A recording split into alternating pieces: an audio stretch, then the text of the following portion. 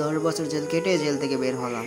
ভেবেছিলাম বাসার সবাই আমাকে নিতে আসবে, কিন্তু না, কেউ আসলো না। মনে অনেক কষ্ট চাপা রেখে যাইতে লাগলাম ট্রেন স্টেশনে। ট্রেন স্টেশনের সামনে যাই দেখি একটা মামা শাড়ি কাপড় বিক্রি করতেছে। সেখান থেকে একটি শাড়ি কাপড় কিনে নিলাম। শাড়ি কাপড়টা কিনে নিয়ে রওনা হলাম ট্রেন স্টেশনের দিকে। ট্রেন স্টেশন থেকে টিকিট কেটে নিলাম। টিকিটটা কেটে নিয়ে ট্রেনে উঠে পড়লাম। ট্রেন চললো ট্রেনের গন্তব্যই। ট্রেনের সিটে উঠে মনের অজান্তে কখন জানি কান্না করে ফেলি। কখন জানি মনের অজান্তে কান্না করতে করতে ঘুমিয়ে পড়ি। প্রায় 2 ঘন্টা পরে এক চাচা বলতেছে, তুমি ময়মনসিংহে এসে পড়েছো, নেমে পড়ো। তারপর ট্রেন থেকে নেমে পড়ি ঘুম চোখে। তারপর বলি মামাকে, মামা যাবেন পাশের গ্রামে? মামা বলল, যাবো, এই গ্রামে তো আমাদের বাসা, চলো যাই। রিক্সাওয়ালা মামা আমাকে বলে ওঠে, মামা কোথায় যাচ্ছ? তখন আমি বলে উঠি যে আমার বাসায়। তখন মামা বলে উঠলো যে তোমার বাবার নাম কি? তখন আমার বাবার নাম বললাম।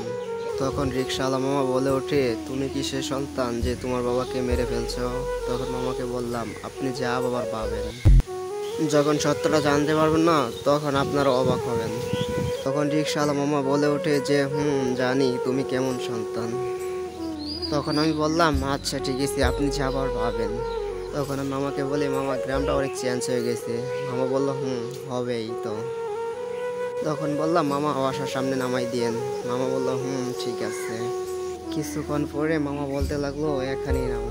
আমি মামাকে বললাম, মামা কোথায় নামাই দিচ্ছেন?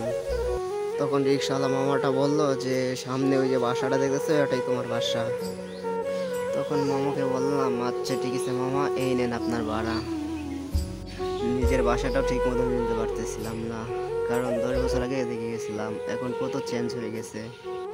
বাসার কলিং বেল চাপার মাত্রই মা দরজাটা খুলে দেয়।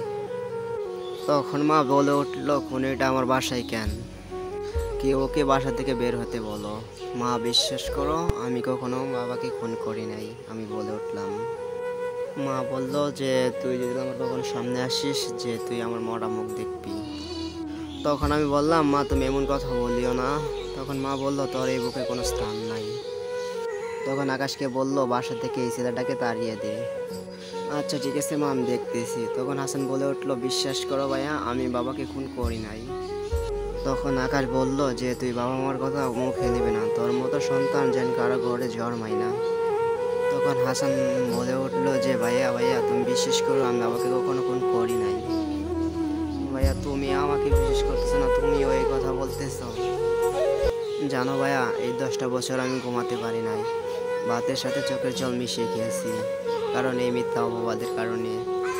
তখন আকাশ অনেক জোরে হেসে বলল, নিজের বাবাকে নিজে হত্যা করে 10 বছর জেল খাটলি, আর এখন বলতেছিস মিথ্যা অপবাদ দেওয়া হয়েছে? তখন হাসান বলতেছে, হ্যাঁ মিথ্যা অপবাদ দেওয়া হয়েছে। তখন আকাশ বলে উঠলো, কি হয়েছে? কিছু জানি না, তুই এক মুহূর্তে এই বাসা থেকে বের হয়ে যাবি। তখন হাসান কেঁদে কেঁদে বলে উঠলো, ভাইয়া কই যামু, কি খামু?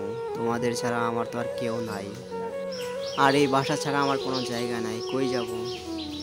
আকাশ বলে উঠলো, এত কিছু জানি না, তুই এখনই বাসা থেকে বের হয়ে যা। বের হয়ে যাবি নাকি গাড় ধাক্কা দিয়ে বের করে দেব? এই কথাটা হাসানের মা শুনতেছিল। হাজারটা ভুল করলো মায়ের কাছে, কিন্তু সন্তান সবসময় সন্তানই থাকে। তখন হাসানের মা বলতে লাগলো, এই খুনিটাকে আকাশ আজকের মতন থাকতে দে। তখন আকাশ বলে উঠলো, একে কি রাখা ঠিক হবে যদি আবার অন্য কিছু করে বসে? তখন হাসান বলে উঠলো, বিশ্বাস করো ভাইয়া, আজকে রাতে কিছুই করবো না, আবার কালকে সকালে উঠে চলে যাব। তখন আকাশ বলতেছে, আচ্ছা ঠিক আছে, এত করে যখন বলতেছিস আসোই, ভিতরে আসোই। তখন আকাশ হাসানকে রুম দেখিয়ে দিল। আবার হাসান বলতে লাগলো, ভাইয়া একটু খাবার পাওয়া যাবে, অনেক ক্ষুধা লাগছে।